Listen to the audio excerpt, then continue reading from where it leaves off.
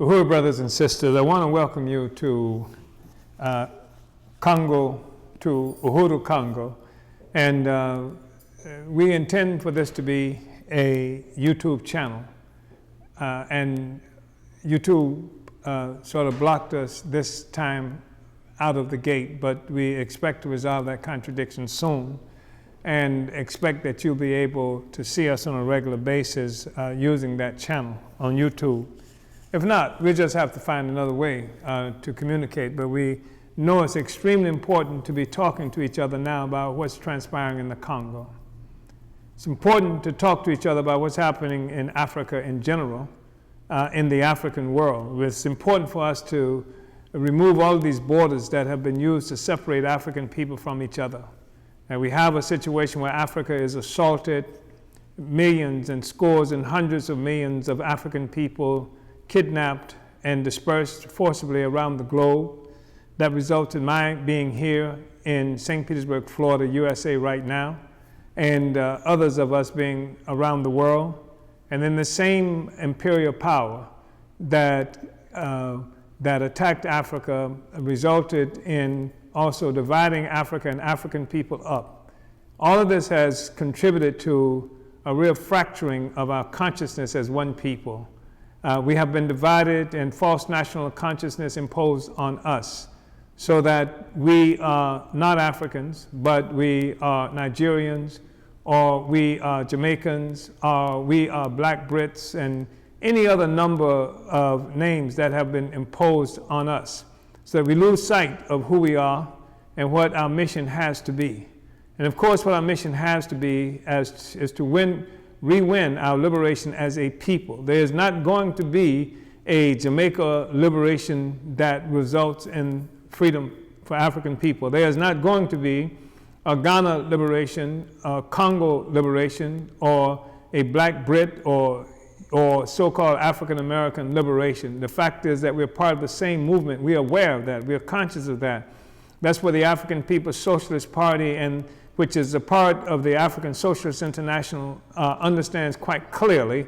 And that's the thing that informs everything that we do, recognizing that for us to become a free people, and being free means more than having some constitution that some clever lawyers wrote up. Being free means having access to our freedom, means having access to our own resources, means having access to each other, means being able to develop without intervention by any external force in the world, means that the African working class that produces all the value in the world now becomes custodian of that value, and now becomes the one that provides the leadership for our society. That's what the African People's Socialist Party is about, and that's how we know that the struggles that's happening in Congo must be understood just as struggles happening every place else. We want to talk about the Congo now, and we felt like it was important to have a Congo channel, an Uhuru Congo channel, in part because our brothers and sisters in Congo are rising up and making serious kinds of struggles, and they are fighting against incredible odds. They are fighting in isolation from the rest of the African world. So although they are capable and will probably lead to a situation forcing Joseph Kabila to flee out of power, the consequences are not necessarily positive and good for us with his removal. If the only thing is to occur will be the replacement by another Joseph Kabila, another force that represents an external power as opposed to the power of African people in Congo or any other place in the world. So our brothers and sisters are isolated, and every now and then we have an opportunity to get some news of what's happening. We've up until recently, when the government of Congo, Kabila's government, shut down the internet, we at least were hearing some things and saw some images of African people in the streets in Congo demonstrating. We heard some information about the election that just happened on December 31st, where Kabila had worked very hard, the Kabila regime, to continue in power, despite the fact that he had been in power, I think, for for something like 18 years, which was 2 years longer than his legal mandate was supposed to be. And he wants to be able to continue in power. But the big problem is not Kabila, the individual. The problem is the fact that Africans do not have control of our own resources. The people have been in the street. The imperialists are concerned about the outcome, not at all independent of the fact. It really is important for us to understand that the imperialists are concerned about what genuine liberation will mean for their own economic interests. You know about cobalt and coltan and all the other resources that come from Congo that are very difficult to get from any other place in the world. Tin, you name it. Tremendous amounts of resources come from Congo. And imperialist white power wants to maintain control of that. We remember that they overthrew and murdered Patrice Lumumba immediately after the so-called independence, and put in place this guy Joseph Mobutu for the purpose of being able to maintain a stranglehold on the resources of Congo. They allowed Mobutu to become perhaps one of the richest men in the world, as long as it did not result in challenging or taking away from imperialist white power all the resources that were coming from Congo. So now our people are struggling. An election has occurred on December 31st. And the Kabila who is in power has put forth his own candidate. I think his name is Shadari. And there are other candidates to so-called oppositions. A group of the so-called opposition came together and picked someone who is to represent the group with an understanding that 2 years after, should he win, 2 years later, he would call for a new election, giving the other so-called opposition forces an opportunity to also ascend to the presidency. The Kabila regime has not yet released the results of the election, and is saying that anybody who is talking about releasing results, trying to provoke insurgency in the country. The U.S. military has reared its head in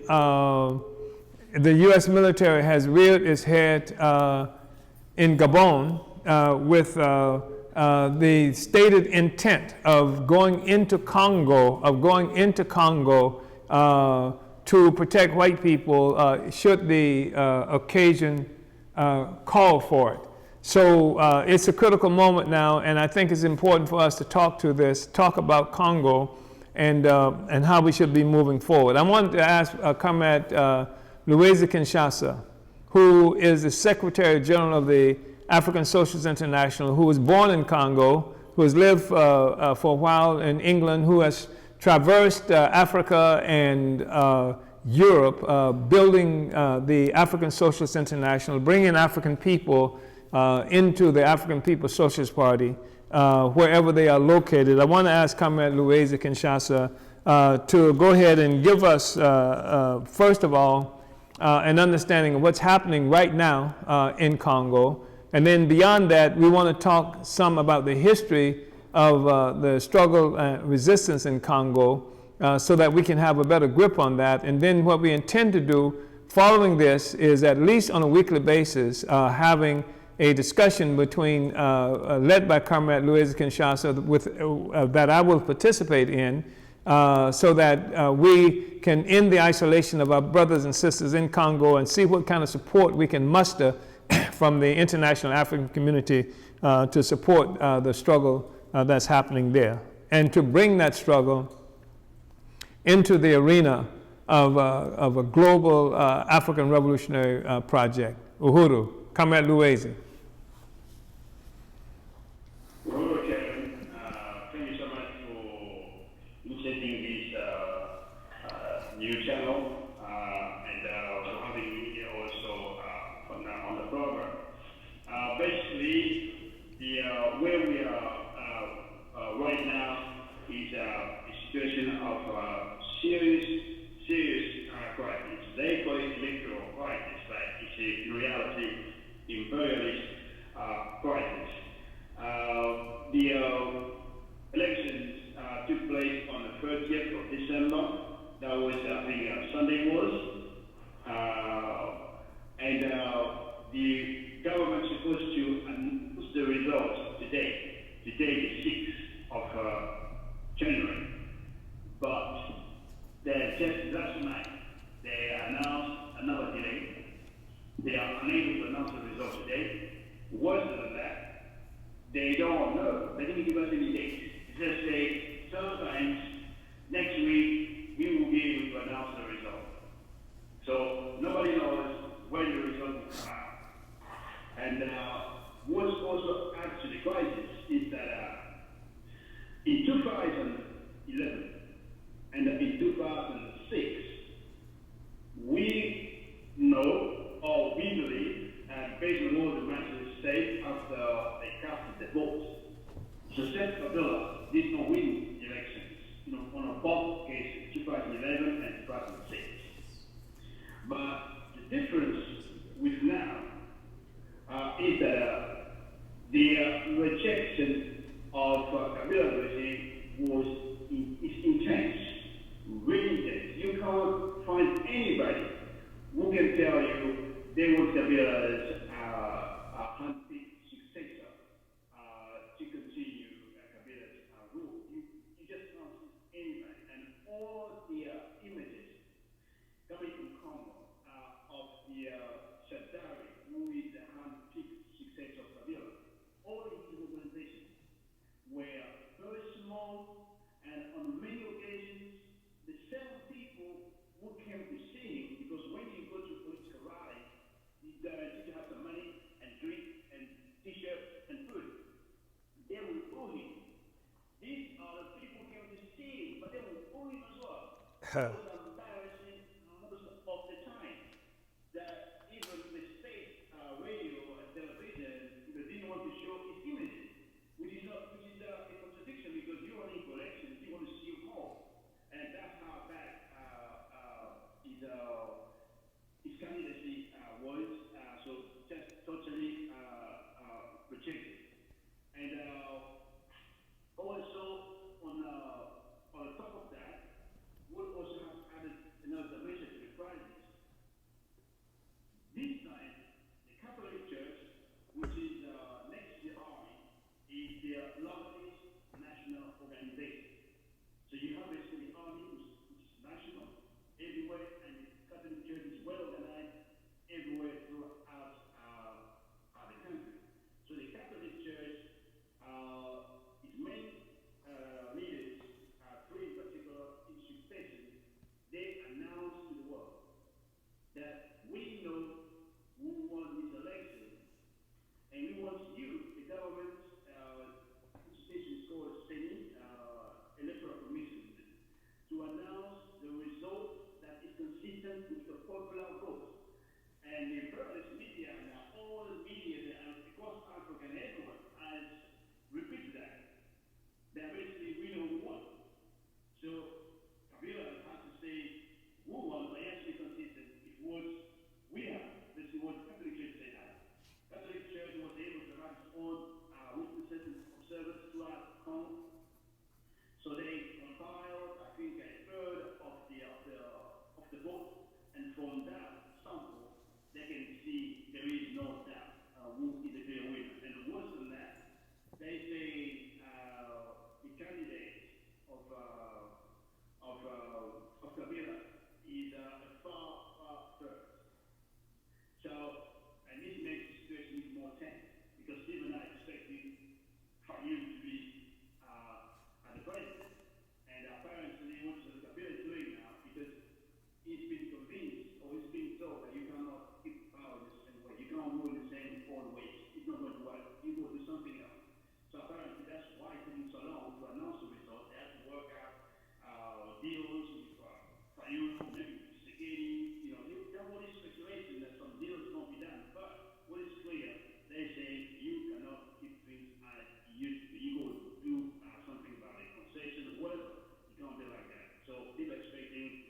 week, maybe, I don't know what the results will be. So, saying that, I think the other element is that the African working class have been mobilized since the end of the formal end of the mandate of Kabila. The mandate is supposed to have ended in December 2016, but I think in 2015, when Kabila announced his first attempt to change the constitution, which would allow him to run for a third mandate, like Paul Kagame, like Yoweri Museveni, like Sassou Nguesso and Thomas Vanderbilt, like the other of the African seller presidents. There was a mass rebellion between the 19th of January and the 21st January 2015 that frightened William Park. Never seen any rebellion like that. A lot of people were killed. A mass grave was discovered at the outskirts of Kinshasa, a place called Manu, like 300 people in a mass grave. Because of that, Kabila wasn't able to go forward. And the African workers in Kinshasa and other cities have remained defiant that they will not allow a third mandate.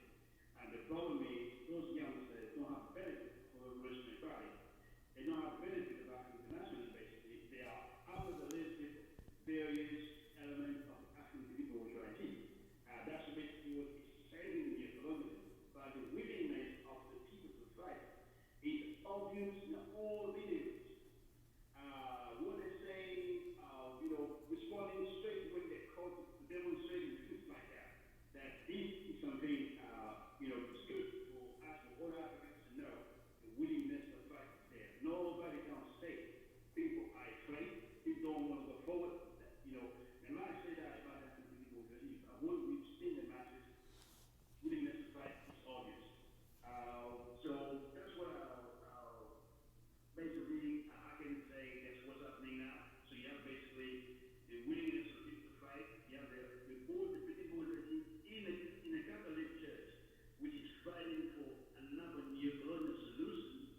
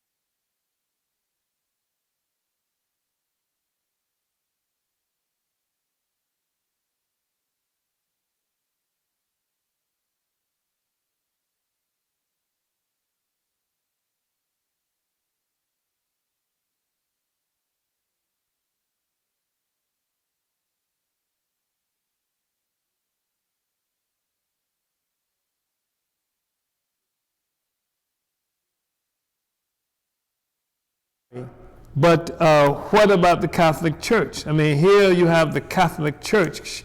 Should the people assume, should people who know anything about this situation assume that the Catholic Church is there to rescue African people, that it is this disinterested organization that is there only because of some kind of religious morality? How do we understand the role of the Catholic Church? Yeah, regarding the Catholic Church, two things. We might say three things to begin with. The role it played in colonial times and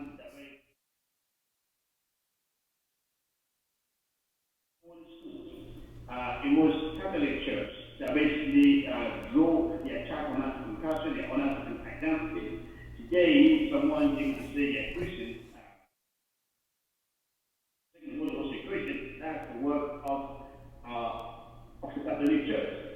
And Catholic Church was also an exploiter. They used free labor. You know, in all Catholic schools, Africans have taught, and we come from Catholic churches. You know, they are like a huge opportunity owner. They have access to, you know, I don't know, I mean millions, but they have access to farms. You will see that most of the schools in the Congo, the vast majority of the schools, are owned by the Catholic Church. And they have all kinds of properties throughout Congo. And the second thing is the Catholic Church at the key moment, at the decisive moment in 1960, when the movement was on the right, when the was trying to consolidate a genuine anti-colonialist movement against white power there. It was the Catholic Church that, you know, attacked the movement. And they are the first neo-colonial leadership that emerged in the Congo. Some is well known, which is well known. The less known is the Archbishop of the Catholic Church. His name is Malula, Joseph Kula. He is the one because he had access to the people. You know, David, he was the spiritual leader of the Catholic Church. He attacked the movement, and this contributed in weakening the movement when it was weaker. It was weakening the government because he was from there. He just arrived 2 years ago, and he was trying to build a star base. And Malula was one of the people who weakened the movement in Japan, and that's the Catholic Church. And also, the Catholic Church played another role when Uhuru's power was going down in the 90s. They played a role to secure a new colonial transition to Congo. So basically, what they is known as the National Conference, the solution the French president François Mitterrand imposed on this African neo-colonialism throughout Africa. So in the Congo, the leadership of that process was Archbishop or Cardinal. I'm not sure if we call it in English, but they call it Archbishop or Cardinal Mosengo. Mosengo right now he has retired, but he's still an influential figure. He presided over the transition that failed. In fact, but paved the way for the U.S. to intervene with Rwanda and Ugandan army later on, because they accepted Mobutu to be part of the transition as opposed to, you know, doing away with Mobutu. The Catholic Church presided over that. And now, what the role they play, they, when the mandate of Joseph Kabila ended in December 2016, in Nigeria emerged by the Catholic Church of 1 year transition. By the end of December 2017, Kabila should have organized elections. So the international power to another neo-colonial side. And that was a project of the Catholic Church. All the mobilizations you heard about in December 2017 going to 2018, and subsequent mobilization that followed in February 2018 and others throughout Congo, they were organized by the Catholic Church. So they were demanding that Kabila steps down and organize elections. But the point is that agreed that Kabila should stay for 1 more year to organize elections, when everybody knows Kabila never respected his word. He doesn't. the Catholic Church also knew that. So they contributed to the crisis where it is now. Itself was the length that Kabila spent to fight the constitution to go by December 2016, they negotiated the deal. And they failed. Of course, they didn't say the public, they failed. And then now, in fact, they start losing some credit because they mobilized the people just to put pressure on Kabila. And they went to Kabila on the 8th of August. You know, Prime State, you will step down, you will not seek for further mandate. For that, and after that, the Catholic Church didn't say anything. So they were not going to mobilize the people all the way. They don't represent the interests of people. In the long term, they are a safe organization for the peaceful neocolonialism. That's what the Catholic Church is looking for. A peaceful neocolonialism that will maintain things as they are, as long as what they refer to as the rule of the law is applied. But what is the rule of law in the Congo? It's the first rule.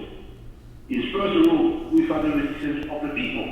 And they are also concerned about the radicalization of the people. Because in the churches, you begin to see a split. There is those splits. Who wants Kabila to be consistent? Who want mobilization of people to continue? And those who are saying the church should stay away from politics. But in reality, the politicization is shaking the Catholic Church. The current is inside the Catholic Church. And that's something we need to look how we're going to, together people, not necessarily as of the church, but, mobilize even the split that is there. Whatever we can take from that church, to drive forward the national liberation movement, it should happen. Perhaps independently, first being weak, because they want to be on the street and fight the people and the priests who are doing everything just to make sure Kabila and others agree to a peaceful settlement of the transition of neocolonialism. And that's how the church basically is moving now. The pressure of the working class inside the church, you can say through all the videos, through the images. In fact, throughout the mobilization of the Catholic Church last year, Kabila, as you say, is violent. And everything that is only those military strong, he has assassinated people inside the church. Unheard of. People wouldn't wait for him to come out of the church and kill him. But this guy goes inside the church. They throw grenades inside the church. They kill people inside the church. It's unbelievable. And this has contributed to the radicalization of many members of the church.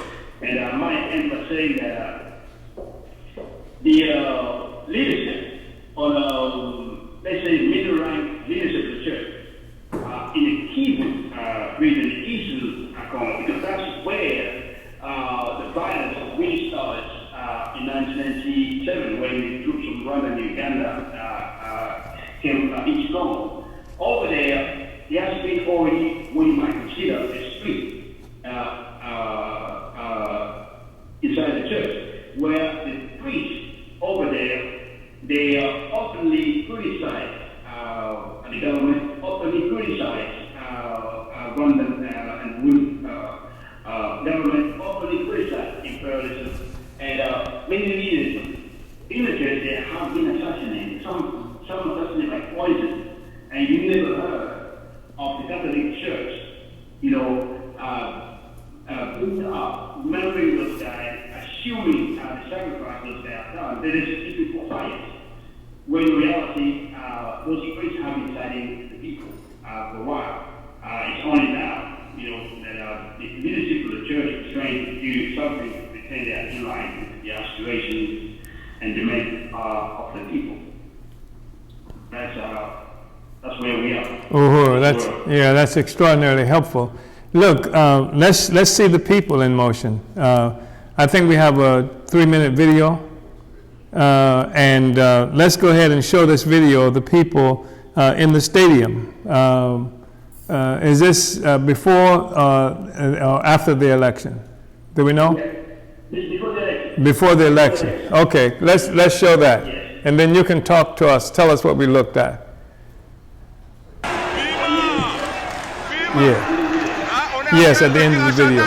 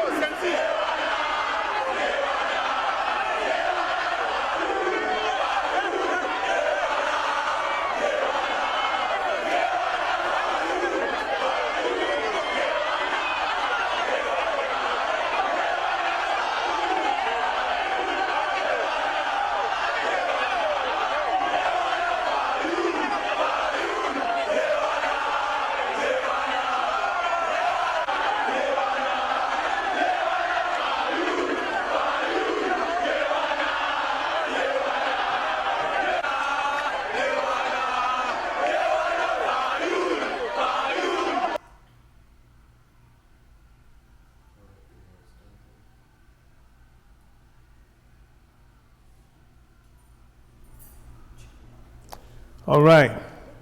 So, Comrade Luezi, were you able to hear the video?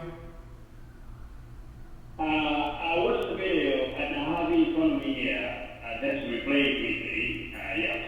So I think I got the essence what I'm saying basically. So people have watched that video, they will have noticed basically Fayoum arriving with his wife. His wife was attacked by Kabila's wife because she's from Cameroon. Huh. And Kabila was saying, yeah, you're going to support somebody who's married to a bird. But that upset a lot of people because a lot of people, they believe Kabila is not the son of Laurent Kabila. He's not from Congo. You say, how dare you say that when your husband is not from you? So that was great stuff. You know, so basically, you saw the Catholic churches, leader who was the greeting Fayoum, and that is, you know, sometimes subtle. This is not subtle, that's often endorsement, you know, by the Catholic Church. And also the chants. The chants were clear. They say, who are you not support Fayoum? Who are you not support Fayoum? And the other chant was saying, it's not Shaddai, the leader. You know, the leader is Fayoum. And so that's what the song basically was saying. They're repeating that the leader is Fayoum, you know, and it's not Shaddai. And, you know, that's the song that's what got popular wherever Fayoum went, and people would say that. People have to realize that before the meeting that took place, maybe 2 or 3 weeks before that, end of November, in Switzerland, Fayoum was known in Kinshasa because he's from Kinshasa. He was known there. But nationally, only people might follow politics, things that might know it, but to the regular masses of African people around Congo, they did not know of Fayoum. This was part of it. Mm-hmm. But after that conference, they made, there was a press conference where all the so-called 7 leaders, Fayoum, Tshisekedi, Katumbi, Pemba, Makuru, and Musiko, and Kamere, all these 7 guys were in the same room, and Fayoum spoke as the common candidate against Kabila, Hamdik's successor. His rise began from that time. And even 24 hours later, when Tshisekedi and Kamere withdrew from that agreement, it seems like it was so late. I began to see Fayoum being supported by people and the same case, one common candidate, and when he back to Kinshasa, that's it. The momentum couldn't be stopped. And this took Joseph Kabila by surprise. They did not see Fayoum, nobody saw Fayoum coming anyway. And from there, you know, he has just growth in strategy, and before the election, everyone, you know, they say Fayoum is going to win. He became just intensely popular everywhere he went. Just masses on the street, going to the point Kabila prevent him from landing in some cities, disrupt his meetings, use live ammunition, kill people basically to prevent Fayoum from doing his campaign. In fact, even in Kinshasa, he did not carry out his campaign. When he came from one of the provinces, at the entry to the city of Kinshasa, the army stopped him. So the final rally he's supposed to do in Kinshasa didn't take place because Kabila would not allow it. So, you know, the rest, you know, is history. We're going to see what the result will be. But at the moment, yeah, he's very, very popular. And what I need people to understand, Fayoum is a former employee, some of the director of a mobile company, the U.S. oil company. So he has worked throughout Africa, Ethiopia, and other places. So, you know, looking at a revolutionary, but looking at somebody who is smart, he is a good listener, and he talks back to the people, what the people want to hear. And when you listen to him, he is doing very well compared to the rest of the candidate. You listen to when he's speaking in Ghana, for example, he knows what to say. I'm going to build roads. I'm going to build. We're going to create a million jobs every year. We're going to, free schools and things like that. And that's exactly what the masses want to hear. And he's been saying that, and that makes it easier for him to communicate. So you can say, from what I see, a good demagogue, basically, I might say, but he knows how to say things people want to hear to the people, basically. So that's basically some of the things we might add to about Martin Fayulu. Yes, sure. Uhuru. Yeah, thank you, Kamal. I think that's really important. What we have, though, is that a crisis created in Congo by the people who, using every means that is immediately available to them to fight against the leadership of the Kabila regime. And everything short of armed struggle as a primary way of resistance has emerged. The Kabila regime has participated in mass murders inside Congo to keep the people down. As I said earlier, he, in many ways, cooperates or collaborates in many ways with the regimes of Museveni from Uganda and Kagame out of Rwanda. They share in the looting of Congo. Kabila himself is a very rich person, very wealthy now. We have his sister who owns, I've read, 40% of the bank, one bank of the Democratic Republic of Congo. He has another twin sister. He has a twin sister who's some kind of business kingpin that's there. He has a brother who has a so-called large business empire from mines to hotels. They're looting their country, and the people are starving and dying and living under the worst kinds of conditions. So the people have been resisting. They hate that regime. As you mentioned, Kabila appears not to have won any election that was held there. And but he's been able to maintain power in part, obviously, with the gun, and also because he has established a certain relationship with, he has maintained a relationship with certain imperialist powers, and the people have been trying to fight in isolation. So they create this, the people create this crisis. And the crisis is one that has demanded a response by international colonial capitalist ruling class.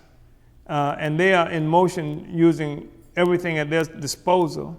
It was they who killed Lumumba from various countries, and I guarantee the same thing is happening in trying initially to protect the Kabila regime. But I think that the possibility of having Kabilaism without Kabila, to having more or less the same kind of situation, because the people create the crisis, then the people don't have their own organization. So the Catholic Church, spewing pious morality and stuff like that, having its own interest in maintaining the stability of imperialist rule in Congo, they are a factor. And then when you look at Fayulu, I've read that Fayulu, you mentioned Mobile, but is Exxon Mobil, is that what it is? Because I know that he was working for Exxon. That's right. The U.S. company, oil company. And the previous Secretary of State under Donald L. Trump, what's his name, was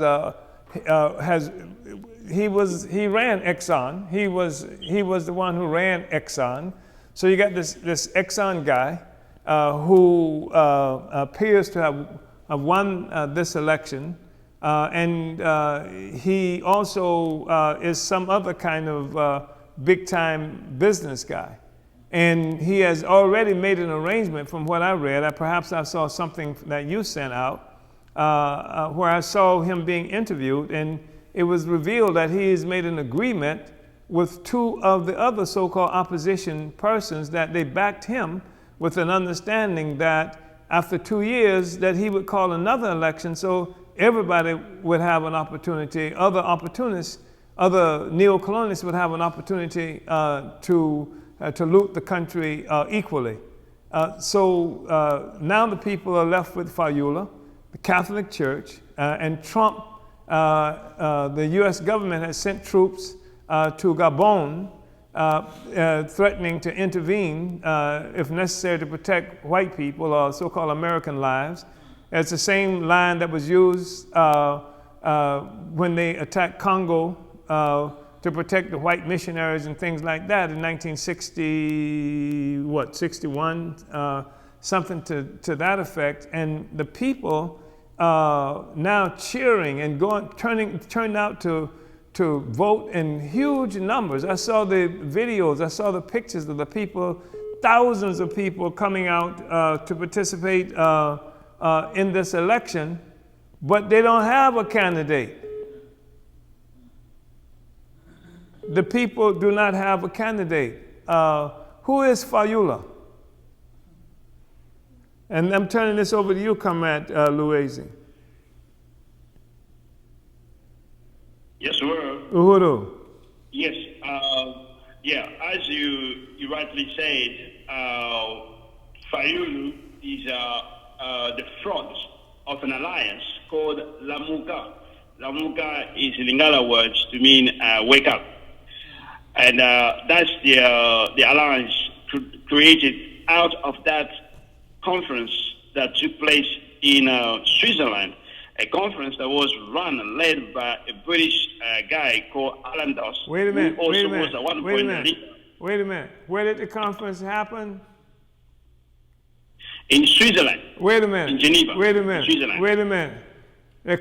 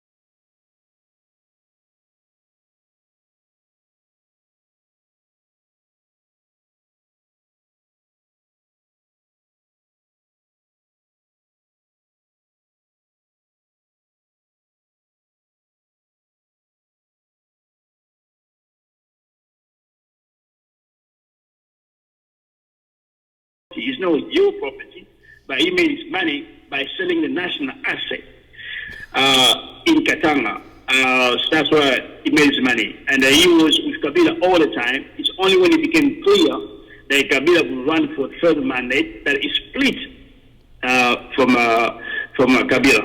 So the difference between the split between Katumbi and Kabila has nothing to do with the liberation of the people, but the split in terms of his turn now to be the president.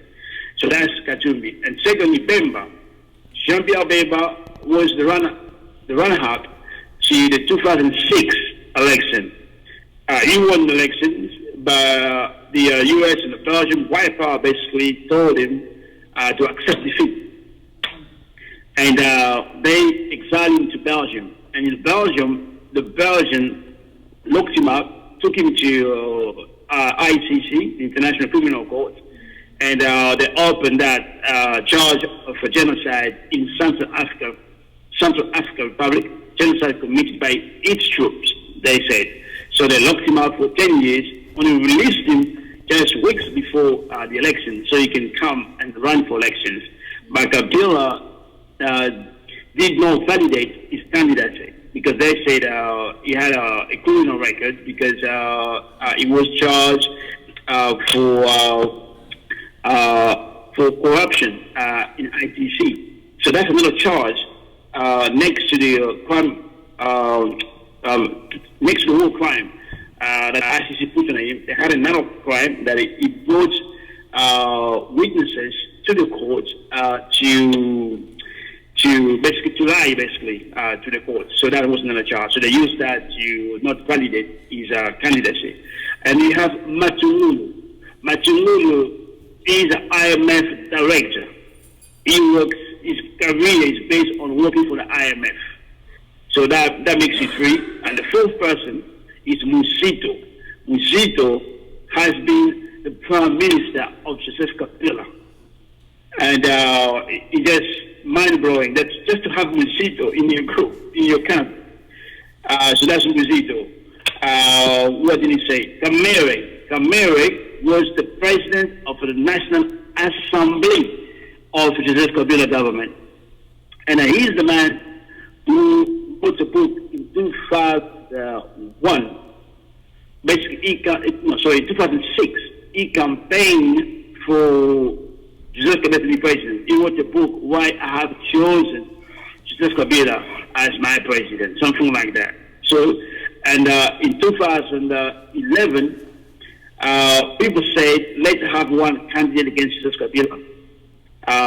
So Etienne Tshisekedi will be the president, the father of the current Tshisekedi, which will be the only candidate against Joseph Kabila.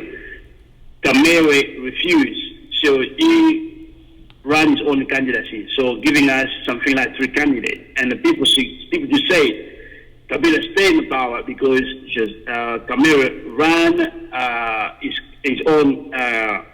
He was another candidate instead of having one common candidate. So that's why the masses gave him the name of Chameleon.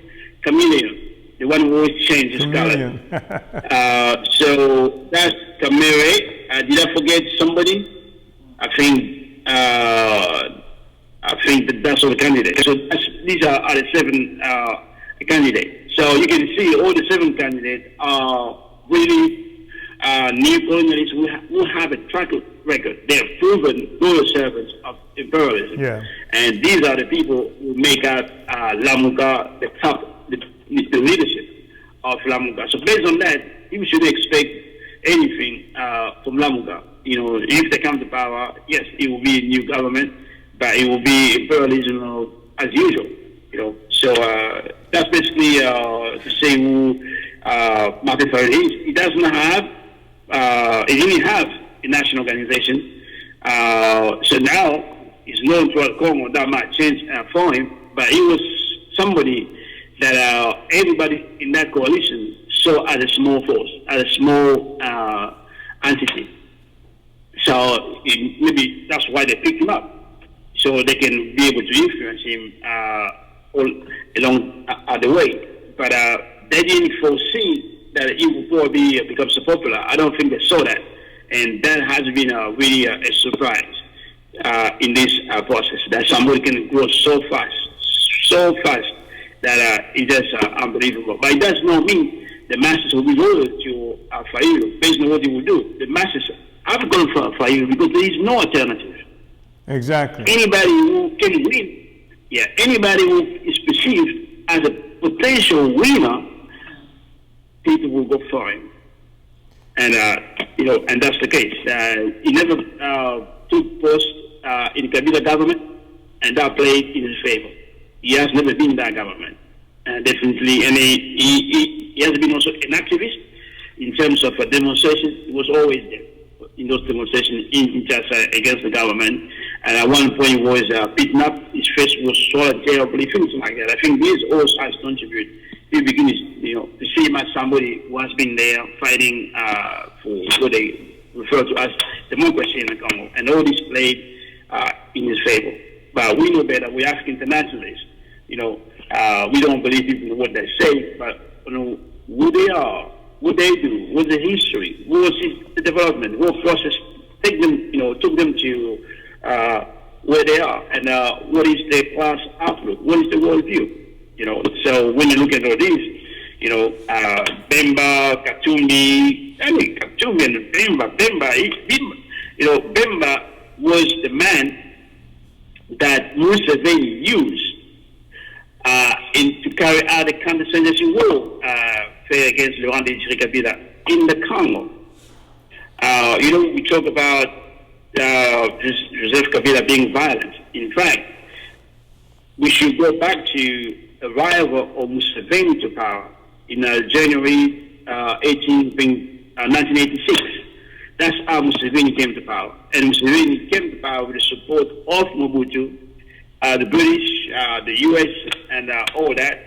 And in his army, he had Kagame and all the refugees who came from Rwanda in Uganda. And the way they came to power, it was through sheer violence. Violence that frightened the people. But the ruling class, the white ruling press, never said anything about this violence. Museveni, they wipe out the entire villages and blame it on the opponents. And that's the same tactics Paul Kagame used. In fact, Paul Kagame came to Rwanda with the Ugandan army. It was an invasion supported by the US and the British. And Clinton presented Museveni and Kagame as the new leaders of Africa, new type of leaders in Africa, when in reality they were murderers of just higher level.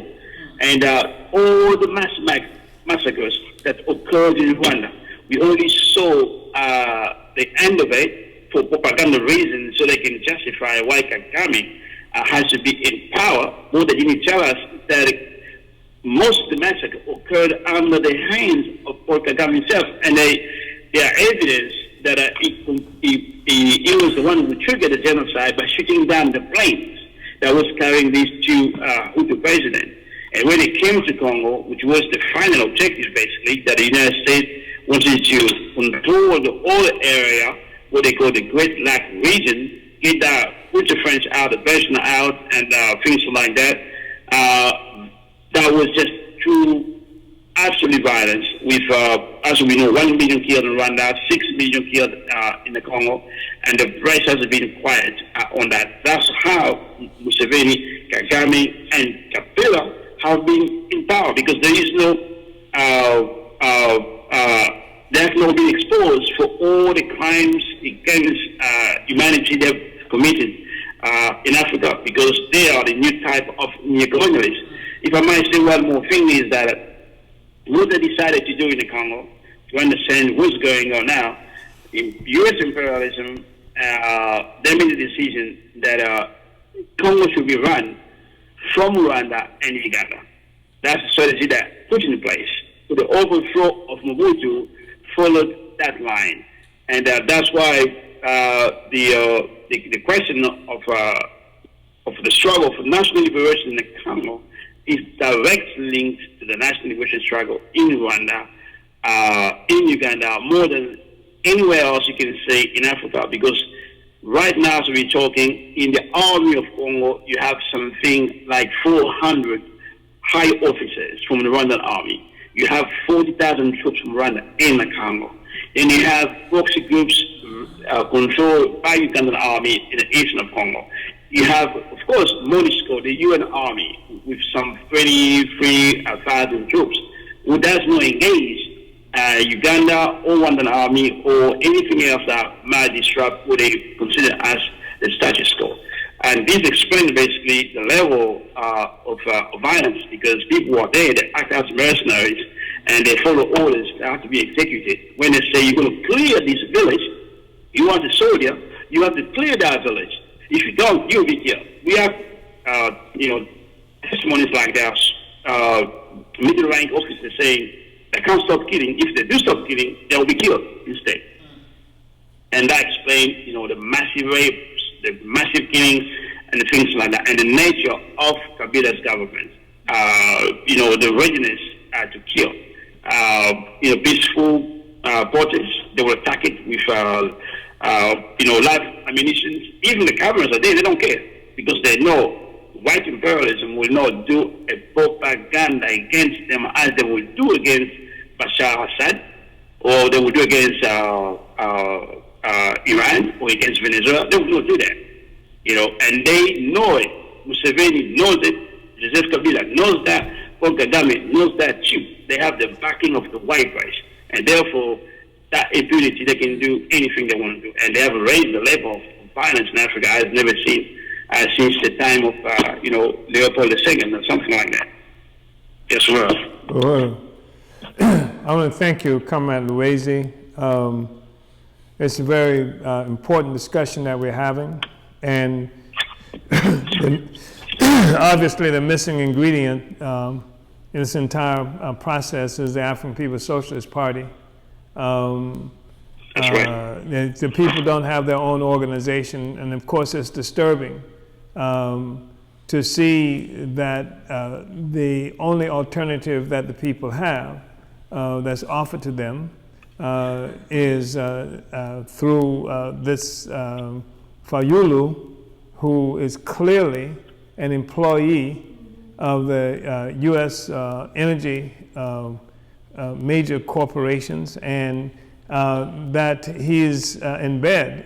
Even if one wanted to dare hope that despite he was some kind of petty bourgeois force, that something could happen in the best interests of our people in Congo, even if one wanted to hope, that you look at who he's brought with him, you look at the people who came into this alliance with him, the people that he's already made deals with in terms of holding other elections so that they can get a piece of the action, people whose reputation for corruption is almost as great as that of Kabila and previous forces. So it is very little that anybody could look to Fayulu to bring to our struggle. So it's a really important issue of having the party there, and it's a real concern. Again, that our people are being misled, and millions of people have come out to support Fayulu because they don't have anything of their own to support. The party is not there, and that's something that we have to remedy. And of course, what we have to do with this discussion is help people understand what's happening in Congo, and because that's important. And people see the Catholic Church intervention, if they don't know any better, they think that some kind of religious piety is what is the basis of the Catholic Church being involved here. And again, they have the ability, the potential of thinking that Fayulu, simply because it means that this despot, Kabila, may be replaced, they have the potential for being led to believe that Fayulu represents progress for us, and he doesn't represent any progress at all. So we're going to be continuing to talk about Congo. At least once a week, we'll be having Uhuru Congo, and we should be able to to go to a YouTube channel next week. In the interim, what will happen is that that we will be uploading. Is that how you said this discussion? Yes. And will that be? Will people be able to get this on YouTube, or will they be uploading to YouTube? So this discussion will be available. And then within 24 hours, this program will be uploaded to YouTube. And then we followed the guidelines for live YouTube channel. However, YouTube has not made the channel live as of this viewing. And so for other information on Congo and videos, visit Uhuru Congo on YouTube. Next live discussion will be happening next Sunday at 11 a.m. Eastern Standard Time on YouTube, Uhuru Congo channel. I mentioned earlier that the U.S. President Donald Trump has made it a point to announce that U.S. troops, battle-ready U.S. troops have been sent to Gabon for the purpose of intervening in Congo if necessary to protect white people's lives. And I think this is something that we should be concerned about. Everybody should be concerned about. Comrade Louise has already made it clear that there are already troops there. There's the United Nations that's been there, and that's a U.S. deployed force there. And of course, United States troops all over the continent of Africa for the very exact purpose of being able to protect what they see as their interests in Africa, to protect their interests from African people ourselves. Africans around the world should be on standby. And if the U.S. should move troops into Congo, I don't care if it's 3, if they announce the movement of troops to Congo, then Africans around the world on the next day after announcement of U.S. troops in the Congo, we should demonstrate wherever we can. We should have actions wherever we can. We should initiate clear demonstrations of our opposition in every city, in every village, at every embassy of the United States, any place that we can, in the federal buildings that's located within the United States. There should be some kind of demonstration of opposition. Africans have to do this. Nobody else will. You notice that the one reason that we had to do Uhuru Congo is because none of what we're talking about is on the front pages in U.S. media. Or they may talk about a lot of other stuff. They don't talk about Africa, and they definitely are not talking about what happened in Congo in a way that makes it possible for us to understand. I saw a picture just the other day of U.S. troops who they had taken into Gabon in preparation to go into Congo, and a whole lot of those were Africans.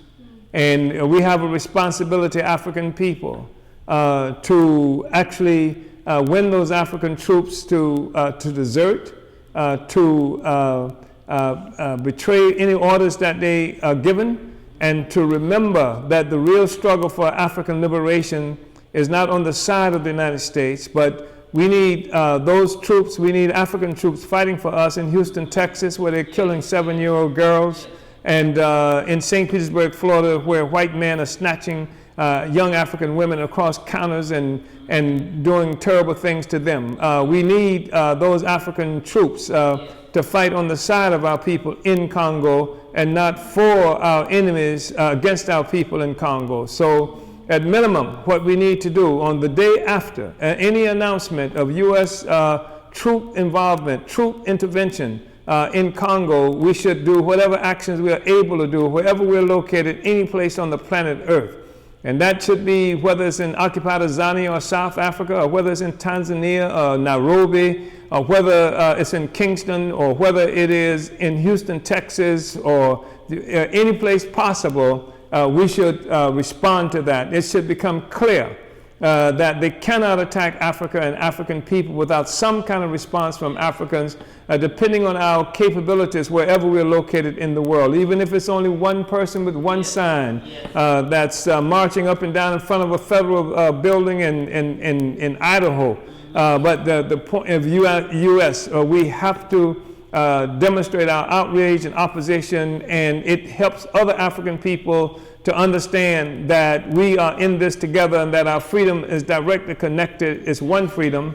And so I want everybody to be prepared, be on the lookout for what's happening in Congo, and come back to Uhuru Congo channel on YouTube. The next live discussion again will be next Sunday at 11 a.m. Eastern Time. Comrade Louise, is there anything you want to say as we shut it down?